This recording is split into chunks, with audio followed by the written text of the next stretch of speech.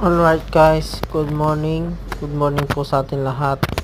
Ngayong umaga, may gagawin ako. Control valve. Yan. Control valve sa excavator namin. Diyan po nakalagay yung solenoid valve.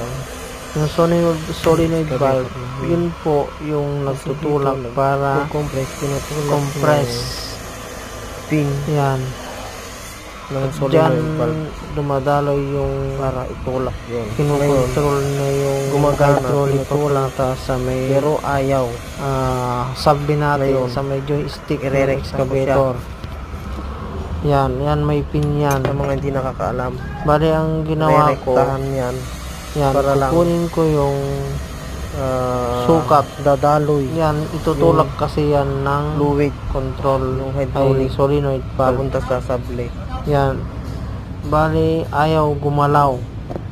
Kahit na nakalagay yung solenoid valve, okay naman yung solenoid valve.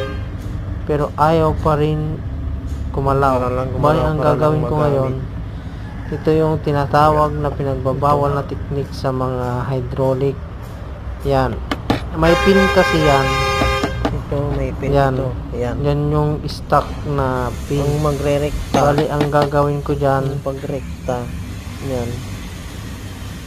tanggalin ko. Yan.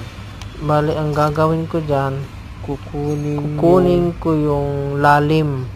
kukunin yung Kukunin ko yung lalim dyan gamit ang caliper. sukat ng loob. At yun yung Ito idadagdag yung ko. original na sukat. Dyan. Ayan. Bali, may ginawa na ako. Nasukat ko na. Ngayon, sinukat ko siya. Ayan. Tingnan nyo ang Yan. kaibahan. Mas mahaba. Yan. Nasukat ko na siya. Yan. Para Sinukat niya. firmis na siya. Nakarekta na siya.